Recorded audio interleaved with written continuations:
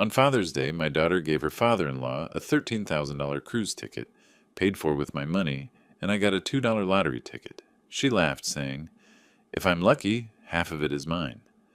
I smiled, but my heart was boiling with anger. That ticket brought me $120 million, and I taught her a lesson she will never forget. Instead of half the amount, she got what she deserved. Before we continue, please subscribe to the channel and let us know where you are listening in the comments. Dad, here's your gift. If you win, remember half is mine. Kara's voice cut through the Father's Day dinner atmosphere as she tossed the lottery ticket across my dining table with that familiar smirk. I caught the crumpled paper, my weathered fingers smoothing it against the tablecloth. $2. The numbers blurred slightly as I stared at them, trying to process what had just happened. Very thoughtful, sweetheart, I managed, forcing a smile. This is... Oh, but wait, Kara interrupted, her voice rising with theatrical excitement. I haven't given Eric his gift yet. She reached behind her chair and produced an elegant gift box, the kind that cost more than my weekly grocery budget. The ribbon alone looked expensive, shimmering under my simple dining room light. Eric straightened in his chair, his perfectly pressed shirt catching the afternoon sunlight streaming through my small windows. My daughter's father-in-law had the kind of confident posture that came from never worrying about money. These, Kara announced, lifting the cruise tickets from their silk-lined box, cost $13,000. Eric deserves the best for everything he's done for our family. The weight of the lottery ticket in my hand suddenly felt microscopic. I watched Eric examine the tickets with satisfaction, his manicured fingers tracing the gold embossing. Now this is what I call a proper gift, Kara, Eric said, his voice carrying that particular tone of approval reserved for expensive things. His eyes met mine across the table. Your father taught you well. The phrase hung in the air like smoke. Other family members shifted uncomfortably, suddenly finding their plates fascinating. My sister Margaret cleared her throat, while my nephew Tommy studied his hands. Dad always said actions speak louder than words, Kara replied, her laugh bright and sharp. She glanced at Eric and something passed between them, a look that made my chest tighten. Some people show love through grand gestures. Others... She gestured vaguely at my lottery ticket. I held the paper steady, though my hands wanted to shake. I appreciate the thought, Kara, really. Oh, it's just a little joke, she said, waving dismissively. But seriously, if you hit the jackpot, I expect my cut. I paid for it, after all. Eric chuckled, the sound low and satisfied. Perhaps next year Stephen will surprise us all with something more substantial. The afternoon sunlight highlighted every uncomfortable expression around my table. Margaret's fork paused halfway to her mouth. Tommy's wife Sarah studied the family photos on my walls with sudden intensity. Even my grandson Jake, usually buried in his phone, looked up with confusion. These cruise tickets, Eric continued, fanning them out like playing cards, represent 2 weeks in the Mediterranean. First-class accommodations, private balcony, all meals included. The kind of experience that creates lasting memories. I nodded, my throat tight. Sounds wonderful. It is wonderful, Kara agreed. Eric has always been there for us financially. He helped us buy our house, paid for Jake's private school, even covers our country club membership. He's earned something special. The lottery ticket felt like it might disintegrate in my grip. I remembered the double shifts I'd worked at the garage, the overtime hours fixing transmissions and rebuilding engines, all to pay for Kara's college education. The nights I'd fallen asleep in my chair, too tired to make it to bed, after working 16-hour days to afford her textbooks. Well, I said quietly, I hope you both enjoy the cruise. We will, Eric said, slipping the tickets back into their box with ceremonial care. This is how families should treat each other, with generosity and respect. The conversation moved on, but I remained focused on the tiny piece of paper in my hands. $2, the same amount I used to give Kara for ice cream when she was 7, back when that small gesture could light up her entire face. After dinner, they left as quickly as they'd come. Car doors slammed outside, engines started, and voices faded into the evening air. I remained at my table, still holding the lottery ticket, watching the last of the sunlight disappear from my dining room. The house settled into the familiar quiet of my solitary life. I looked around at the family photos on my walls. The modest furniture I'd bought piece by piece over the years, the careful decorations I'd set up for a Father's Day that was already over. The lottery ticket lay beside my empty coffee cup, forgotten in the morning light filtering through my kitchen window. I stared at my laptop screen, numbers swimming before my eyes as I reviewed my monthly bank statement. A ritual I'd maintained for 40 years, first as a young father counting every penny, now as a careful retiree protecting what little I had. My finger traced down the list of transactions: utility bills, grocery store purchases, the modest amount I'd spent on Father's Day dinner ingredients. Everything accounted for, everything expected, until I reached a line that made my coffee grow cold in my mouth. Premium Travel Services, 13,643. I blinked, certain I'd misread. The amount stared back at me, unchanged. My hands trembled as I cross-referenced the date with my calendar. 1 week ago, Thursday. I'd been nowhere near a travel agency. The realization hit me like a physical blow. Kara still had authorized access to my account, a precaution I'd set up years ago when her mother died, in case of emergencies. I'd forgotten about it completely. My phone felt heavy in my shaking hands as I dialed her number. Each ring echoed in my quiet kitchen, mixing with the sound of my own heartbeat. "Hello, Dad." Her voice carried that particular tone of bored politeness she used when I interrupted her busy life. "Kara, I'm looking at my bank statement." I tried to keep my voice steady. "There's a charge for over $13,000 from Premium Travel Services." Silence. Then a laugh, light and dismissive. "Oh, that? I bought Dad Eric his cruise. He deserved something nice for once." The words hit me like a slap. You took $13,000 from my account without asking?" "I didn't take anything, Dad. I used family money for a family gift." Her tone shifted, becoming slightly defensive. "You wouldn't have spent it anyway. It's just sitting there." "Kara, that's theft." My voice broke on the word. "You stole from me." "It's not stealing when it's family money," she snapped. "Eric has always been there for us financially. He helped us when we needed it. This is just returning the favor." I gripped the phone tighter. "I'm your father, Kara. I raised you. I worked double shifts to pay for your college, And Eric helped us both move beyond that," she interrupted. "He's shown us what real success looks like, what it means to be generous, to live well, to give meaningful gifts instead of—" She paused, and I could hear her dismissive sigh. "Instead of lottery tickets." The cruelty in her voice left me speechless.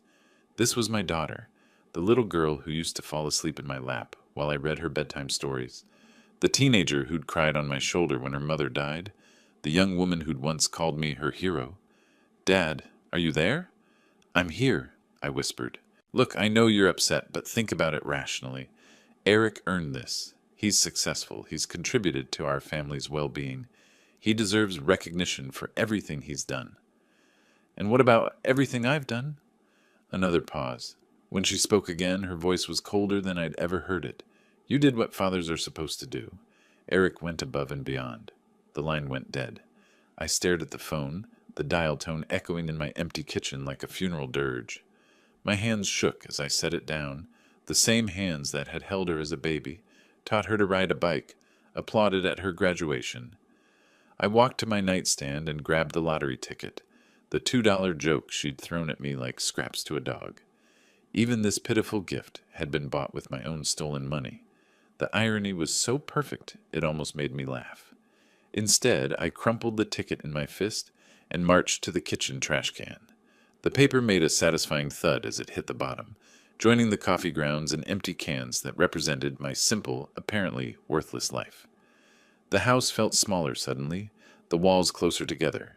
I needed air, needed to move, needed to be anywhere but in this place where my daughter's betrayal echoed off every surface. I grabbed my jacket and headed for the door, my legs carrying me down the familiar streets of my neighborhood. The morning air was crisp, filled with the sounds of suburban life, lawnmowers starting up, children playing, neighbors calling greetings across fence lines. Mrs. Patterson waved from her garden, her arthritic hands gentle with her tomato plants. "Beautiful morning, Stephen." "Yes, it is," I replied automatically, though the day felt anything but beautiful. I walked past the Henderson house, where Tom was teaching his grandson to throw a baseball. The boy's laughter carried on the breeze, pure and uncomplicated. I remembered teaching Kara the same way, her small hands gripping the ball with determination, her face bright with joy when she finally made a perfect throw. When had that changed? When had my love become insufficient, my life something to be ashamed of? The questions followed me down Maple Street, past the corner market where I'd bought Kara candy as a child, past the park where she'd played on summer afternoons.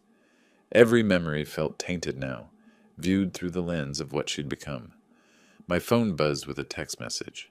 For a moment, hope fluttered in my chest. Maybe Kara had reconsidered. Maybe she'd realized what she'd done. Dad, I talked to Eric about the money situation. He thinks you're overreacting. It's not like you needed it for anything important. We'll pay you back when we can. Maybe for Christmas. Kay. I stopped walking. Read the message again, then a third time. When we can. As if $13,000 was pocket change. As if my financial security was negotiable. As if I should be grateful for the possibility of eventual repayment. The phone rang before I could respond. My sister Margaret's name appeared on the screen. Stephen, are you okay? Kara called me, said you were upset about some money thing. She stole $13,000 from my account, Margaret. The words came out flat, emotionless. To buy her father-in-law a cruise. Silence. Then, she what? She still had access to my account. She used it to buy Eric a $13,000 cruise for Father's Day. She gave me a $2 lottery ticket and told me half the winnings were hers. Jesus, says Stephen, are you sure? Maybe there's some mistake. She admitted it, said it wasn't really stealing because it was family money. I laughed bitterly. She said Eric deserved it because he's been generous to them. Unlike me, apparently. Margaret's voice softened with the kind of sympathy that made my chest ache. Stephen, I'm so sorry. I had no idea she'd become so... I don't even know what to call it. Cruel, I said simply. She's become cruel. We talked for a few more minutes, Margaret offering to come over, to call Kara herself, to help however she could. But there was nothing she could do. Nothing anyone could do. My daughter had shown me exactly what I meant to her, and no amount of intervention could change that truth. I walked home slowly, my legs heavy with exhaustion that had nothing to do with physical exertion. The house felt different when I entered, smaller, shabbier, marked by the kind of poverty that comes from being seen through someone else's dismissive eyes. The trash can in my kitchen held the crumpled lottery ticket, a reminder of the joke that had started this whole nightmare. I stared at it for a long moment, remembering the weight of those $2 in my hand, the laughter in Kara's voice as she tossed it across the table. Tomorrow, I would call the bank. I would revoke her access to my account, take the steps I should have taken years ago. But tonight, I would sit in my quiet house and mourn the daughter I'd lost, the relationship that had died somewhere along the way without my noticing. The lottery ticket remained in the trash, forgotten and worthless, while I grieved for something far more valuable that I'd already lost. The next morning arrived with the kind of brutal clarity that follows a sleepless night. I sat at my kitchen table, coffee growing cold as I stared at the bank's phone number written on a piece of paper. My hands felt steady for the first time in 24 hours. First National Bank Customer Service, this is Rebecca. How can I help you? I need to revoke authorized access to my account, I said. Someone has been making unauthorized purchases. The conversation was surprisingly simple. Rebecca's voice carried professional sympathy as she walked me through the process. Within 15 minutes, Kara's access was terminated, new security measures were in place, and I felt something I hadn't experienced in years, the solid certainty of protecting myself. Is there anything else I can help you with today, Mr. Woods? No, that covers it. Thank you. I hung up and looked around my kitchen with new eyes. The modest space felt different, not shabby but honest, clean, mine. My gaze fell on the trash can, and I remembered the lottery ticket lying crumpled among the coffee grounds, the $2 joke that had started this whole mess, purchased with my own stolen money and thrown back at me like I was some kind of charity case. I walked over and stared down at the crumpled paper. Even this pathetic gesture had been bought with money taken from my account without permission. The irony was almost laughable. She'd stolen from me to buy me a gift, then claimed half the potential winnings. With sudden, decisive anger, I grabbed the ticket and smoothed it out on my counter. The numbers stared back at me. 807, 14, 23, 35, 42. Powerball 18. I memorized them, these digits that represented everything wrong with my relationship with my daughter, then crumpled the paper again and threw it back in the trash with more force than necessary. The morning stretched ahead of me, empty and quiet. I needed to move, needed to clear my head, needed to be somewhere other than this kitchen where yesterday's betrayal still echoed off the walls. I grabbed my jacket and headed outside, letting my feet carry me down the familiar streets of my neighborhood. The morning air was crisp, filled with the sounds of honest work. Lawn mowers starting up, children playing, neighbors calling greetings across fence lines. Mrs. Patterson was in her garden again, her weathered hands gentle with her roses. She looked up as I passed, her smile warm and genuine. "Morning, Stephen. You're out early today?" "Couldn't sleep," I said, pausing at her fence. "Thought a walk might help." She nodded knowingly. "Sometimes the best thinking happens when your feet are moving. My Harold used to say that."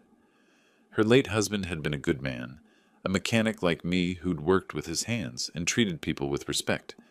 The kind of man who understood that character mattered more than bank accounts. "He was right about that," I said.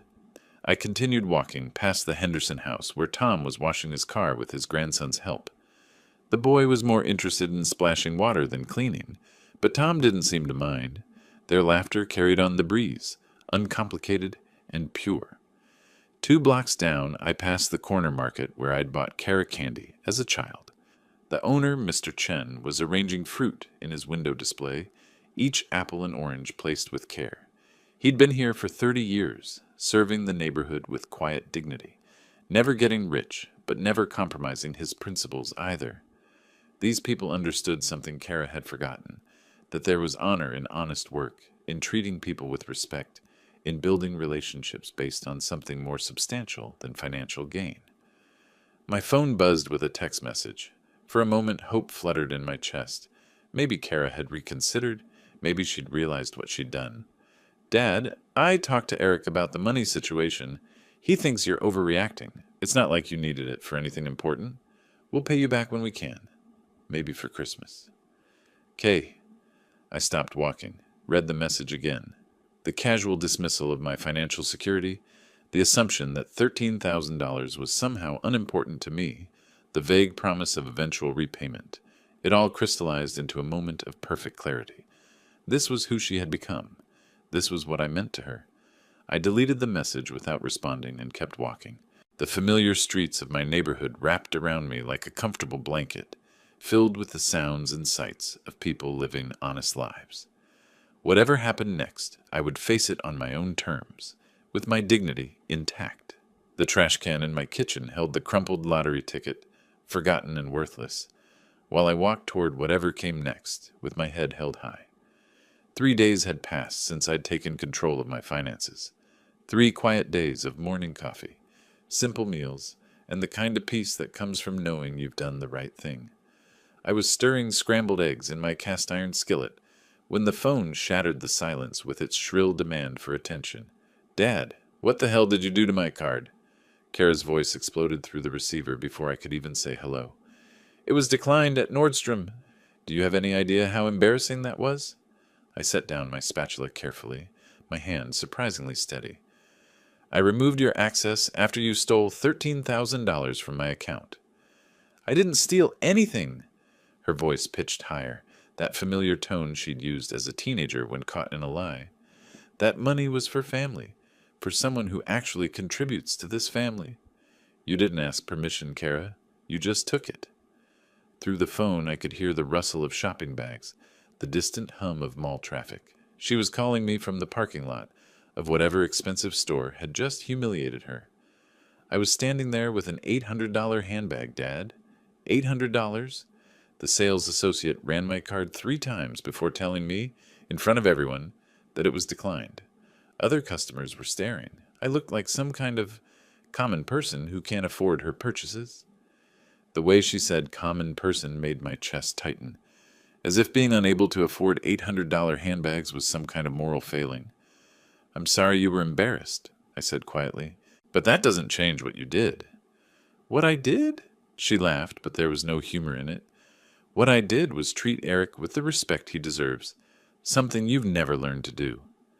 I carried the phone to my kitchen table, settling into the same chair where I'd discovered her theft just days before. Kara, I raised you. I worked 60-hour weeks to put you through college. I thought that counted for something. And Eric helped us move beyond all that, she snapped. He's shown us what real success looks like, what it means to be generous, not sitting on piles of money like some kind of miser. The accusation hit like a physical blow. 40 years of careful saving, of choosing generic groceries, and driving used cars so I could provide for my family. And this was how she saw it. You're going to regret this decision, Dad. Her voice dropped to a tone I'd never heard before, cold and calculating. You think you can humiliate me publicly and just walk away? You think there won't be consequences? Kara, I'm not trying to hurt you. I'm protecting myself. No, you're being selfish, and petty, and cruel. Each word landed with deliberate precision. But I won't let you get away with it. I have friends, Dad. People who matter in this community. People who understand what family loyalty actually means. The line went dead with a sharp click that echoed in my quiet kitchen. I set the phone down and returned to my eggs, but they'd gone cold in the pan. Even reheated, they tasted like ash. That evening I tried to distract myself with television, flipping through channels without really watching. A nature documentary about wolves, a cooking show featuring elaborate desserts I'd never attempt, a news program discussing economic policies that felt irrelevant to my small world. My tablet sat on the coffee table, unopened since yesterday. I'd been avoiding social media, avoiding the temptation to check on Kara's life from a distance, but curiosity finally won. I opened Facebook and scrolled through the usual collection of neighbor updates and distant cousin vacation photos. Then I saw it. Kara's post sat at the top of my feed, accompanied by a photo of her looking devastated, her eyes red-rimmed with carefully applied tears. Having to write this breaks my heart, but I need support right now. My father has decided to cut off my access to what has always been our family money. After years of me being there for him, helping him through Mom's death, managing his affairs when he couldn't, he suddenly decided I'm not worthy of his trust. All because I bought Eric, who has been more of a father figure to our family than anyone, a gift with money that was sitting unused in an account. I never thought my own father could be so selfish and cruel. I'm honestly questioning everything I thought I knew about the man who raised me. The post had 47 likes and 23 comments. I scrolled through them, my stomach churning with each sympathetic response. OMG, Kara, I'm so sorry. Older people can become so paranoid about money. Your father should be grateful to have such a caring daughter. This is awful. Eric is such a wonderful man. He deserved that gift. Your dad is being ridiculous. Family money should benefit the whole family. Hang in there, honey. I closed the tablet and sat in my darkened living room, listening to the house settle around me. Somewhere in my bedroom, forgotten in the kitchen trash, lay the crumpled lottery ticket that had started this whole mess. The $2 joke that had revealed the truth about what I meant to my daughter. The following evening found me in the same chair, remote control resting loosely in my palm as I surfed channels with no particular purpose. The social media aftermath had been consuming my thoughts all day. Neighbors who suddenly avoided eye contact, the cashier at the grocery store who'd looked at me with newfound suspicion. Kara's narrative was spreading, and I was losing the battle for my own reputation without even fighting. Click, a cooking show featuring complicated French pastries. Click, a sitcom from the 90s that I'd seen countless times. Click, local news discussing city budget issues. Click, the state lottery drawing program. Good evening, Ohio. Welcome to tonight's Powerball drawing, where we have a rollover jackpot of $120 million. I almost changed the channel, but something about the announcer's cheerful voice made me pause. Maybe it was the absurdity of it. Here I was, being called a greedy miser for protecting my modest savings, while someone was about to win more money than I could spend in 10 lifetimes. Tonight's winning numbers are... The announcer's voice took on that ceremonial tone reserved for momentous occasions. 7, 14, 23, 35, 42. And the Powerball is 18? My hand froze on the remote. Those numbers sounded familiar, disturbingly familiar. I grabbed a pen from the coffee table and scribbled the numbers on the back of an envelope as the announcer repeated them. 7, 14, 23, 35, 42, Powerball 18. My heart began racing before my mind fully caught up. I knew those numbers. I'd seen them recently, stared at them long enough to memorize them in a moment of anger and irony. The lottery ticket, the crumpled piece of paper I'd thrown away in disgust 3 days ago. I stumbled to the kitchen, my legs unsteady beneath me. The trash can sat innocently by the counter, filled with the detritus of solitary living, coffee grounds, empty cans, food scraps. I plunged my hands into the mess, digging through banana peels and soggy paper towels, searching for a small piece of paper that might change everything. My fingers found it near the bottom, stuck to the side of a yogurt container. The lottery ticket, stained with coffee grounds and wrinkled beyond recognition, but still readable.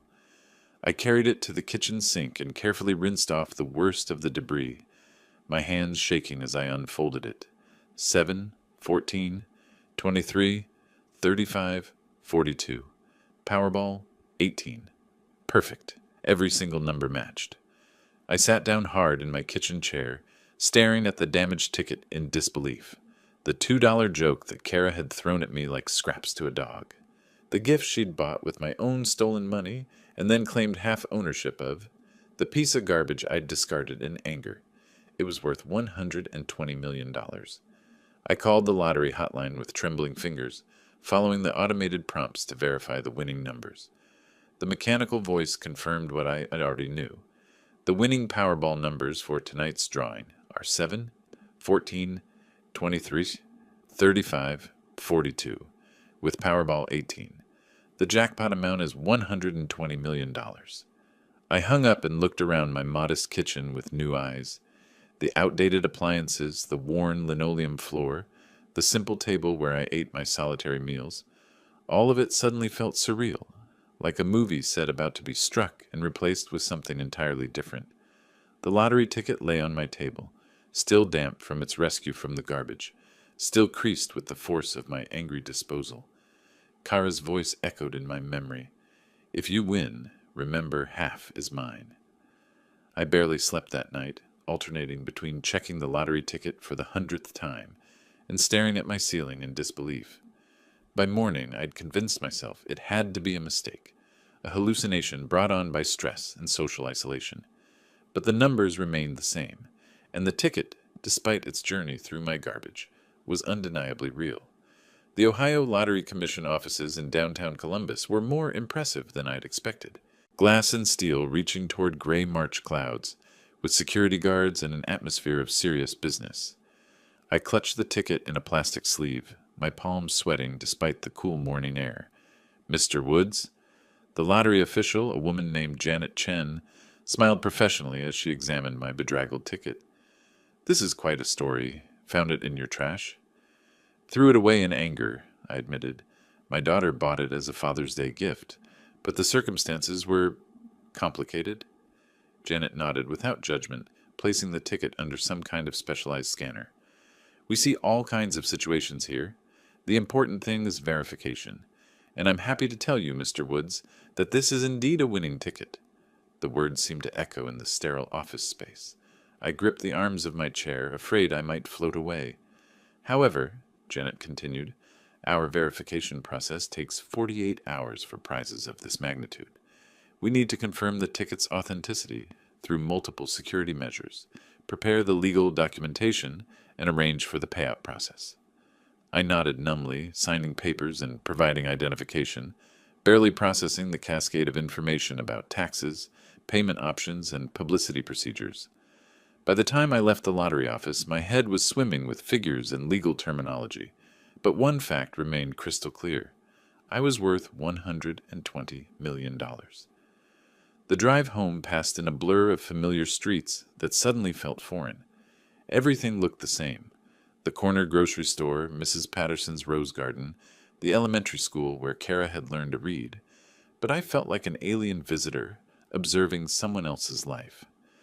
I'd been home less than an hour when Kara's car screeched into my driveway.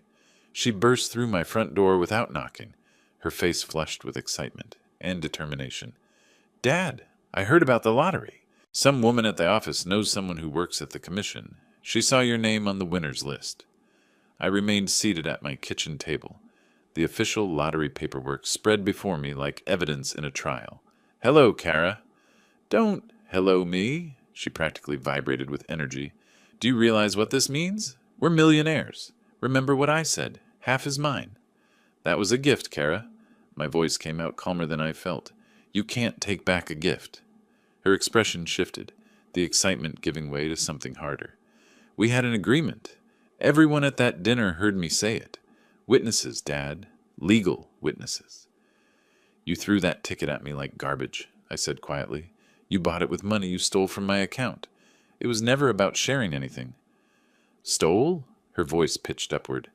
"I used family money for a family purpose, and now you're trying to cheat me out of what's rightfully mine." I looked at my daughter, really looked at her, and saw a stranger.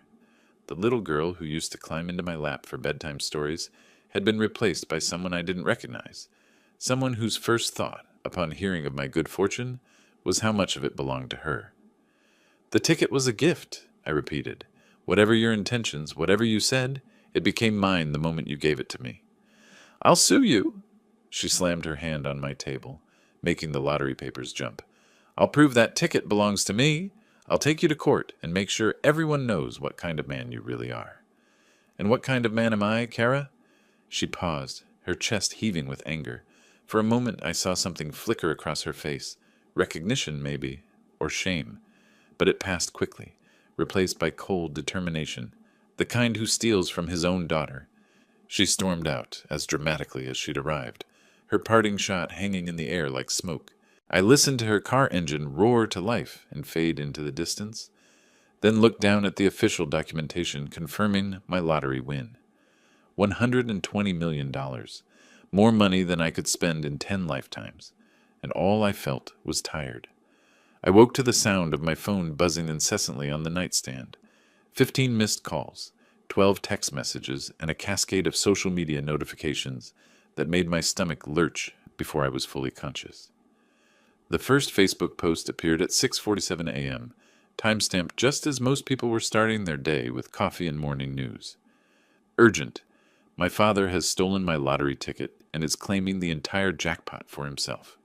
This is the same man who cut off my access to family money and publicly humiliated me. The ticket was my gift to him, with the clear understanding that winnings would be shared. This is elder abuse in reverse, when elderly people become so obsessed with money they'll cheat their own children. Please share this post. I need people to know the truth about what's happening." The post included a photo of me from last Christmas, looking serious and somewhat stern in my holiday sweater. Below it, comments were already accumulating like digital wildfire, but Kara hadn't stopped there. Her Instagram featured a tearful video of her sitting in her car, mascara running down her cheeks as she spoke directly to the camera. "I don't usually air family business like this, but I'm desperate. My own father has stolen my lottery ticket, literally stolen it, and now he's claiming the entire $120 million for himself. I bought that ticket as a Father's Day gift. I jokingly said, 'Half is mine,' because that's what you do with family, right? You share." But apparently my father heard that as a legal challenge instead of a daughter's love. Eric had coordinated his own campaign across LinkedIn and Facebook, his posts carrying the weight of professional credibility. Witnessing financial elder abuse is devastating, but reverse elder abuse is equally damaging to families. When elderly individuals become obsessed with money to the point of betraying their children's trust and generosity, we all lose. My wife is heartbroken by her father's greed. The lottery ticket was purchased as a gift, with clear verbal agreements about sharing, yet he claims exclusive ownership. This behavior destroys families and communities. My phone rang again. Margaret. "Stephen, what in God's name is happening? My neighbor just called asking if you really stole Kara's lottery ticket. Social media is going crazy." I explained the situation as simply as I could, but even to my own ears it sounded complicated. Yes, Kara had bought the ticket. Yes, she'd made jokes about sharing winnings. Yes, I had actually won. No, I didn't believe I owed her anything. But Stephen, Margaret said gently, she did buy it for you. With money she stole from my account, I reminded her. By noon, the story had gone viral in our small corner of the internet. Local Facebook groups buzzed with debates about family loyalty, legal obligations, and moral responsibilities. The neighborhood app next door featured heated discussions about the greedy lottery winner on Maple Street. I made the mistake of reading comments on Kara's posts. This is disgusting. How can a father do this to his daughter? Lawyers need to get involved. This is theft, plain and simple. I know this family. The daughter has always been so generous and kind. The father has always been weird about money. Team Kara. No way should an old man keep money that belongs to his daughter. Eric's professional network had mobilized too. Colleagues from his investment firm shared his posts with serious commentary about family values and financial ethics. Their shared social circle, people I'd known for years, publicly supported Kara's version of events. I closed my laptop and walked to my kitchen window, looking out at the neighborhood I'd called home for 30 years. 3 neighbors stood near my mailbox, clearly discussing the situation. When they saw me at the window, they scattered like guilty children. My phone buzzed with a text from an unknown number. Channel 6 wants to interview you about the lottery controversy. Can you call us? Another message. Columbus Dispatch seeking comment on family lottery dispute. And another. Legal representation available for lottery ticket disputes. Free consultation. I turned off my phone and sat in my quiet kitchen. The official lottery paperwork still spread across my table like evidence of my guilt. Outside, my neighbors whispered and speculated, their judgment delivered through social media comments and careful distances. The irony wasn't lost on me. I was worth $120 million, and I'd never felt more alone in my life. The morning light filtered through my kitchen window as I spread printed copies of Kara's social media posts across my table like evidence in a trial. Each comment, each share, each supportive response felt like another nail in the coffin of my reputation. The coffee grew cold in my cup as I read through the digital assassination of my character. My landline phone rang, cutting through the silence with its old-fashioned mechanical bell. The caller ID showed a number I didn't recognize, but something about its pattern suggested a business line. Mr. Woods, this is William Johnson, Eric's father. The voice was measured, professional, carrying the kind of authority that came from years of boardroom negotiations. I believe we need to talk. I gripped the receiver tighter. I'm not sure what there is to discuss, Mr. Johnson. There's quite a lot, actually. A pause, then. Could we meet this morning? Say Murphy's Diner on 5th Street, in an hour? Murphy's Diner was a modest family restaurant where I sometimes went for their Saturday morning special. The kind of place where Eric would never be caught dead. May I ask what this is about? The lottery ticket, William said simply, and what I witnessed on Father's Day. My heart hammered against my ribs. You were there. I was indeed. 1 hour, Mr. Woods. The line went dead, leaving me staring at the phone in confusion. Eric's father wanting to meet about the lottery ticket could only mean trouble. Maybe they were coordinating a legal strategy, or perhaps William was coming to pressure me into settling with Kara. I almost didn't go, but curiosity won over caution. Murphy's Diner occupied a corner lot that had hosted restaurants for 50 years. Red vinyl booths, checkered linoleum floors, and the kind of coffee that could wake the dead. I spotted William immediately. His tailored navy suit stood out like a peacock among sparrows in the humble establishment. He rose when he saw me, extending a well-manicured hand in greeting. Mr. Woods, thank you for coming. We slid into a booth near the window, where morning light illuminated the deep lines around William's eyes. The waitress, a motherly woman named Dolores, who'd been serving coffee here since I was in my 40s, poured 2 cups without being asked. I witnessed the entire gift exchange on Father's Day, William began without preamble. Every word, every gesture. Your daughter handed you that lottery ticket and explicitly called it your Father's Day gift. I studied his face, searching for signs of deception or manipulation. She's claiming we had an agreement about splitting any winnings. William's expression hardened. That's simply not what happened. I watched her throw that ticket across the table with a dismissive laugh. There was no negotiation, no agreement, no verbal contract. It was a gift, pure and simple. He pulled out his phone, scrolling through Facebook with the efficiency of someone who'd built a business empire in the digital age. What my son and daughter-in-law are doing is unconscionable. They're destroying your reputation with lies. You're Eric's father, I said carefully. Why would you go against your own son? William's laugh was bitter. Because I raised him to have integrity, and he's forgotten everything I taught him. This lottery situation has revealed something about Eric that deeply disappoints me. He showed me his phone screen where he'd begun typing a lengthy Facebook post. I'm going to set the record straight. My name carries weight in this community, Mr. Woods. People know I don't lie about business matters, and this is exactly that, a matter of legal ownership and ethical behavior. I read over his shoulder as he refined his statement. As a witness to the Father's Day gathering at Stephen Wood's home, I feel compelled to address the current social media controversy. I personally observed Kara Johnson purchase and present a lottery ticket to her father as a Father's Day gift. There was no negotiation, no agreement about sharing winnings, and no conditions attached to the gift.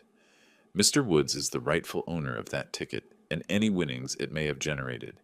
The current social media campaign against him is based on false information, and I cannot remain silent while a good man's reputation is being destroyed by members of my own family. You don't have to do this, I said quietly. Yes, I do. William's finger hovered over the post button. My son has forgotten what it means to be a man of honor. Perhaps public embarrassment will remind him. He posted the statement, and immediately his phone began buzzing with notifications. Within minutes, comments appeared from people in Columbus's business community, colleagues who knew William's reputation for honesty and fair dealing. This changes everything, I breathed, watching the tide of public opinion shift in real time. William pocketed his phone and looked at me directly. Mr. Woods, I built my business on integrity. I can't watch my son destroy that legacy with lies and manipulation. We sat in comfortable silence, watching normal people go about their Saturday morning routines. Families ordering pancakes, elderly couples sharing the newspaper, teenagers texting while their parents tried to engage them in conversation. Life continuing normally while my world transformed. The truth has a funny way of surfacing, William said finally. Sometimes it just needs the right person to speak it. We shook hands outside the diner, his grip firm and reassuring. As he walked toward his black Mercedes, I remained by my modest sedan, feeling something I hadn't experienced in weeks. Hope. 2 weeks later, the phone call I'd been waiting for finally came. Mr. Woods, this is Janet Chen from the Ohio Lottery Commission. Your verification process is complete, and we'd like to invite you to our formal check presentation ceremony tomorrow morning. A ceremony? I asked, still processing the magnitude of what was happening. We offer winners the choice between a private meeting and a public presentation, given the recent interest. In your case, we thought you might prefer the transparency of a public ceremony. I thought about Kara's social media campaign, about the whispered conversations that followed me through grocery stores, about the neighbors who no longer made eye contact. Yes, I'd like the public ceremony. Excellent. 10 a.m. at our Columbus headquarters. There will be media present, so dress appropriately. And Mr. Woods, congratulations. This is going to change your life. That evening I laid out my best clothes. A navy blue suit I'd bought for my wife's funeral 8 years ago. A white shirt that still had the crisp edges of professional pressing, and the tie Cara had given me for Christmas 5 years back, before everything changed. The lottery office buzzed with activity when I arrived. Television crews adjusted lighting equipment, photographers tested angles, and lottery officials bustled around with clipboards and official documents. I felt like an actor who'd wandered onto someone else's movie set. Mr. Woods? Janet Chen approached with a warm smile. Ready to become a millionaire? The actual ceremony was surprisingly formal. A backdrop featuring the Ohio Lottery logo, an oversized check that took 2 people to hold, and enough camera flashes to light up a stadium. When Janet announced me as the winner of the $120 million jackpot, the applause felt surreal. This is certainly unexpected, I said into the microphone, my voice carrying better than I'd hoped. I plan to use this blessing responsibly, to help others, to pursue dreams I'd put aside, and to live with dignity.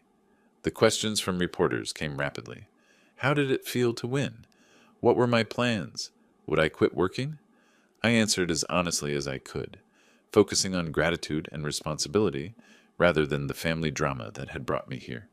Then, through the crowd of media personnel, I saw them.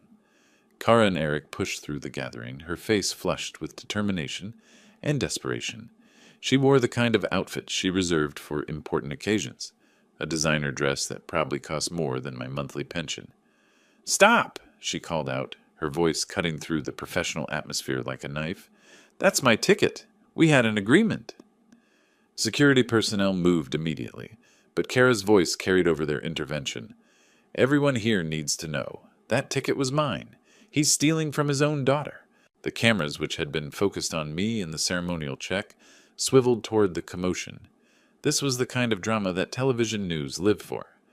"Ma'am, you need to step back from the ceremony area," a security guard said firmly but politely. I looked directly at Kara, feeling calmer than I had in months. "Kara, please don't do this here." But she was beyond reason, gesticulating wildly as Eric tried to pull her back. "I bought that ticket. I said half was mine. Everyone at that dinner heard me." A reporter thrust a microphone toward me. "Mr. Woods, can you comment on this family dispute?" "The ticket was a Father's Day gift from my daughter," I said clearly, my voice steady despite the chaos unfolding nearby. "Mr. William Johnson, who was present at the dinner, has already confirmed the circumstances of that gift. That's all there is to it." "What do you plan to do with the money?" another reporter asked. I thought about Kara screaming in the background, about the months of manipulation and betrayal, about the years I'd spent enabling her worst impulses out of misguided love. "I plan to help others who deserve it," I said. "I want to start a business I've dreamed about for years, and I intend to live with the kind of integrity that makes a person worthy of good fortune." The ceremony concluded with handshakes and official paperwork, while Kara and Eric stood by their BMW in the parking lot, arguing with each other. I could see Eric's gestures growing more animated, his voice rising to match hers. I walked to my car carrying the ceremonial check and official documentation that made me one of the wealthiest men in Ohio. As I drove away, I glimpsed them in my rearview mirror, still arguing beside their expensive car, their relationship fracturing under the weight of their own greed. For the first time in months, I smiled. The next morning, I was sitting at my kitchen table with the newspaper spread before me, reading about my lottery win in black and white print, when I heard a car door slam outside. Through my window, I saw Kara walking up my driveway, but her demeanor was completely different from yesterday's aggressive confrontation. She moved slowly, almost hesitantly, her shoulders slumped in defeat.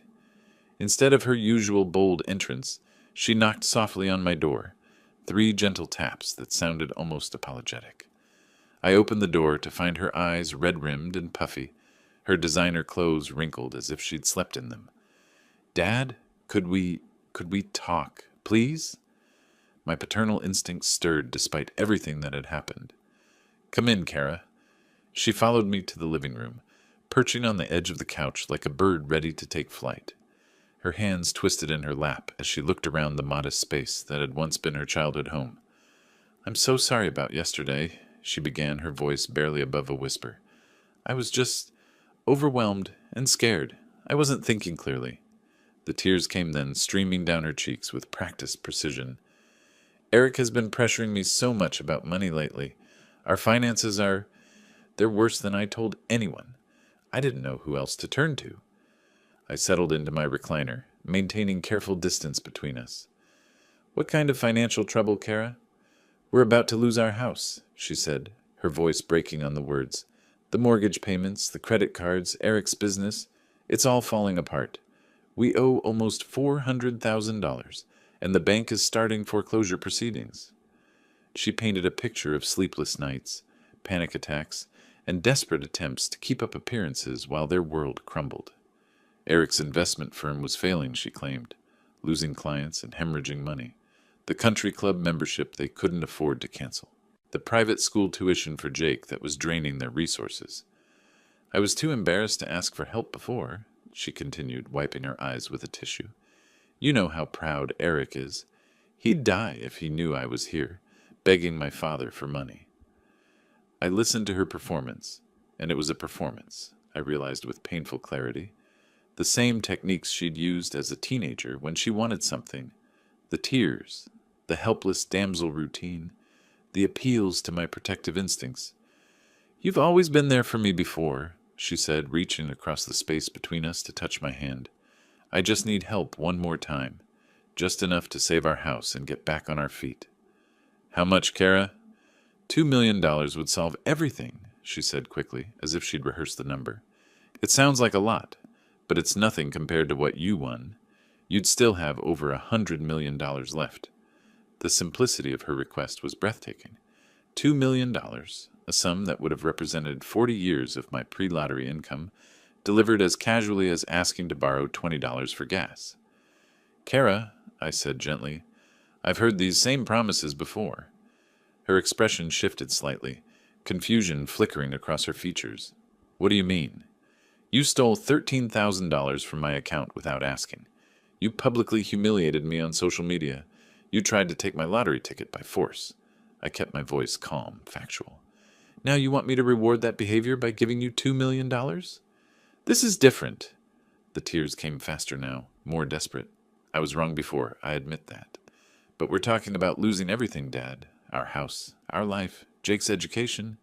You need to learn to solve your own problems." The words hung in the air between us like a challenge. Kara's face transformed, the mask of vulnerability slipping to reveal something harder underneath. "You're really going to do this?" she asked, her voice taking on a familiar edge.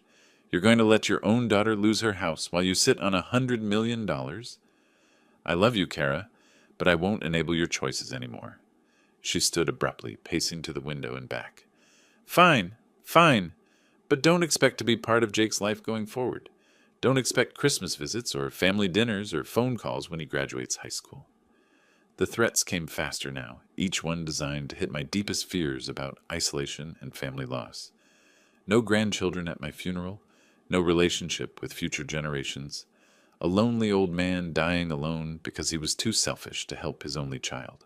"If that's your choice," I said quietly, "I'll have to accept it." The finality in my voice seemed to shock her. She stared at me for a long moment, perhaps recognizing that her manipulation toolkit had finally met its match. "You've changed," she said, her voice cold with disappointment. "Money has made you cruel." "No, Kara. Money has made me free." She stormed out without another word, her footsteps echoing on my front walkway as she marched to her car. I stood at my front window, watching her drive away with visible anger, her tires squealing as she peeled out of my driveway. I turned away from the window and looked around my quiet home, feeling a mixture of sadness and relief. The little girl who used to fall asleep in my lap, reading stories, was gone, replaced by someone I didn't recognize and couldn't save. I walked to my kitchen to make tea, my movements calm and purposeful. For the first time in years, my home felt truly peaceful. 3 months later, I stood in my empty living room, holding my phone as movers loaded the last boxes. I scrolled to Kara's contact and selected "Block this number." Some bridges once burned weren't meant to be rebuilt. The drive to Dayton took 2 hours through rolling countryside. In this new city, I would be simply Stephen Woods, new resident, not the lottery winner from the news. My house sat on a quiet street, 3 hours from Columbus, far enough that unexpected visits would require real commitment. Henderson's classic auto restoration had been for sale for months. When I walked through the shop, inhaling the familiar scents of motor oil and polish, I knew I'd found my purpose. "You sure you want this much work?" asked Tom Henderson, gesturing at project cars filling his bays. "Most folks your age are thinking about slowing down." I ran my hand along a 1967 Mustang's fender. "I'm just getting started." Within a week, Henderson's became Wood's Classic Auto Restoration. I hired 3 local mechanics and established the Supporting Single Fathers Foundation, remembering my own struggles after my wife's death. Evenings in Dayton were peaceful. I could walk without whispered conversations following me. The local diner served coffee without gossip about my personal life. "Settling in okay?" asked Helen, my neighbor, bringing homemade cookies. "Neighborhood's quiet, but we look out for each other." "Quiet is exactly what I hoped for," I told her. The shop became my sanctuary. Working alongside younger mechanics, I rediscovered satisfaction in solving problems with my hands rather than my checkbook. We restored a 1955 Chevrolet to mint condition. The owner wept when he saw it, and I understood completely. I thought about Kara sometimes, but without sharp pain. The money hadn't changed me. It revealed what I'd always been underneath years of enabling. My phone rang occasionally with unknown numbers I suspected were her, but I let them go to voicemail. On Thursday evening, I locked up after completing a 1969 Camaro restoration. Driving home, I passed the community center, where my foundation's plaque read, "Supporting strong families through tough times." I parked and looked up at emerging stars. Somewhere, Kara lived with her choices' consequences. What I could control was building something meaningful. Every restored car, every foundation grant, was a vote for a world where character mattered more than connections. The lottery ticket hung framed in my office now, not as a trophy, but as a reminder that sometimes the most valuable gifts come disguised as garbage, and the most necessary lessons come wrapped in pain. If you like this story, please like this video, subscribe to the channel, and share your impressions of this story in the comments. To listen to the next story, click on the box on the left. Thank you for watching.